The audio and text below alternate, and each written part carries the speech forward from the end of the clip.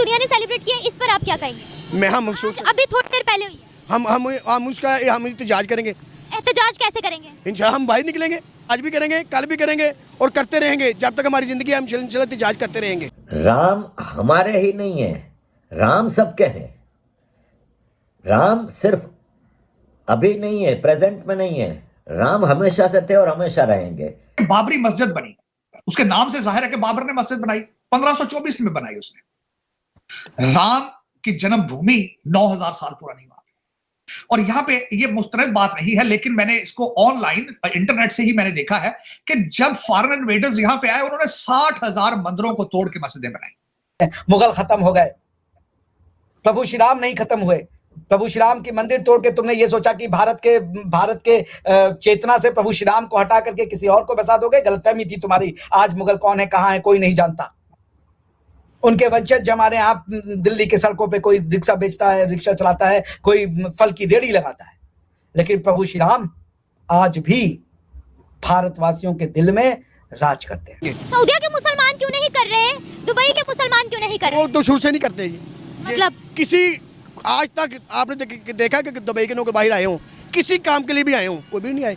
वो आते नहीं, हम आते हैं। हम आए। भाई राम को पूरी दुनिया मानती है और एक मतलब एटर्नल सच्चाई है, और राम जी के जो आदर्श हैं, जो प्रिंसिपल्स हैं, वो मैनकाइंड के लिए एक गाइडेंस है।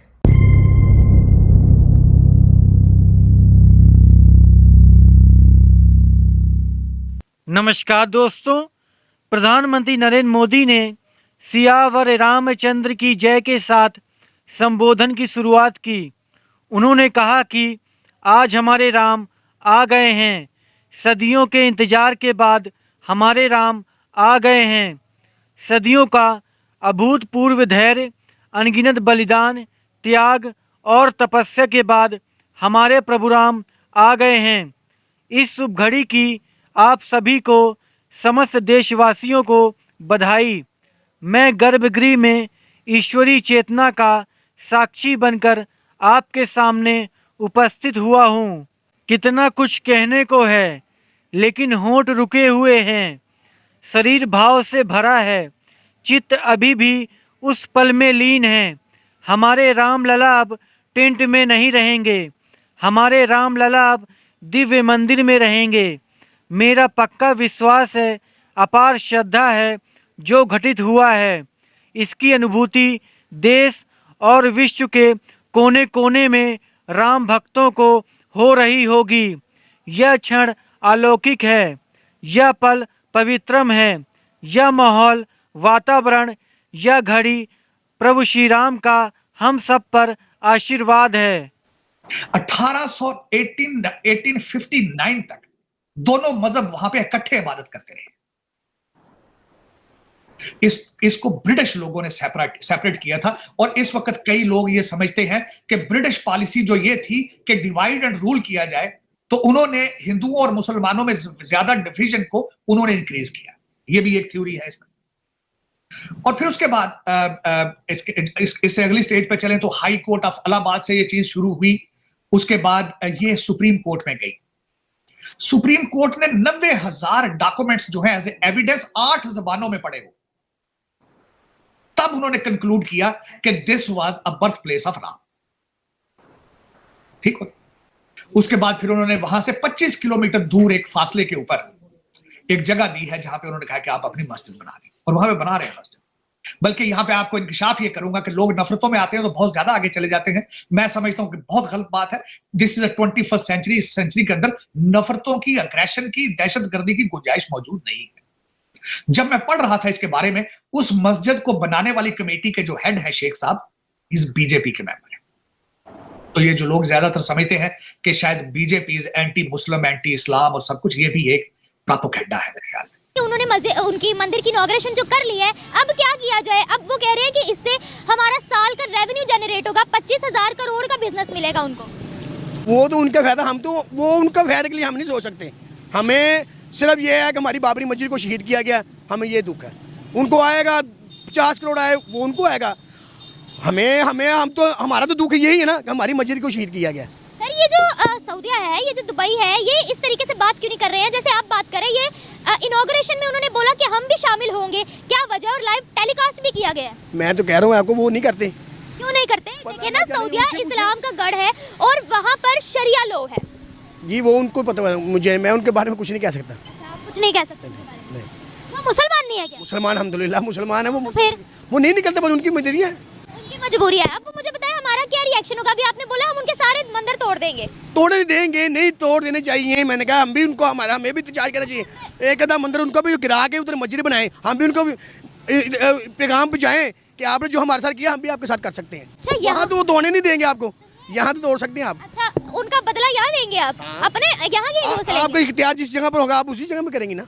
कोई हिंदू नहीं है भारत में रहने वाला, कोई मुसलमान नहीं है, कोई क्रिश्चियन नहीं है। ये बाहर की आइडियोलॉजीज है कि हम और तुम अलग है। हमारी आइडियोलॉजी है कि भारत की भूमि पे पैदा हुआ हर एक बच्चा और हर एक बच्ची और हर एक ट्रांसजेंडर और कोई भी इंसान के फॉर्म में रहने वाला इंसान वो भारतीय है।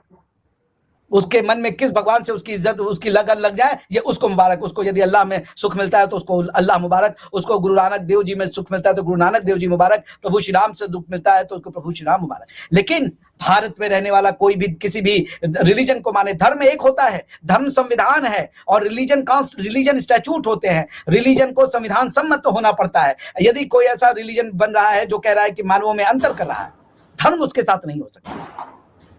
धर्म कभी भी उसको नहीं कह सकता, धर्म को नहीं हराया जा सकता। हम एक युद्ध हार सकते हैं लेकिन धर्म नहीं हारेगा, क्योंकि धर्म वापस से करवट लेगा। जिन्होंने भारत को बर्बाद करने की कोशिश की, भारत की चेतना को मिटाने की कोशिश की, वो नहीं मिटा पाए। जिन जिन जगहों पे धर्म नहीं था वो जगह खत्म हो गए, लेकिन भारत एक धर्म परायण देश था, भारत को खत्म नहीं किया जा सका। इसलिए मैं फिर कहूंगा, हिंदू मुसलमान, उत्तर दक्षिण, उत्तरीय भारतीय, दक्षिणी भारतीय, ये सब अभी ये पिछले 50 साल में ये सब नैरेटिव क्रिएट किए गए हैं। हमारे पूर्वजों ने जब भी कोई भारत को डिस्क्राइब किया, कभी उत्तर भारतीय, पूर्व भारतीय, दक्षिण भारतीय ये नहीं कहा, उन्होंने भारत की बातचीत की। जब उन्होंने भारत के लिए डेफिनेशन लिखे हैं, मैं आपको पढ़ के कई डेफिनेशन सुना सकता हूं, तो कोई उन्होंने उत्तर भारत और पश्चिम भारत और ये सब नहीं किया।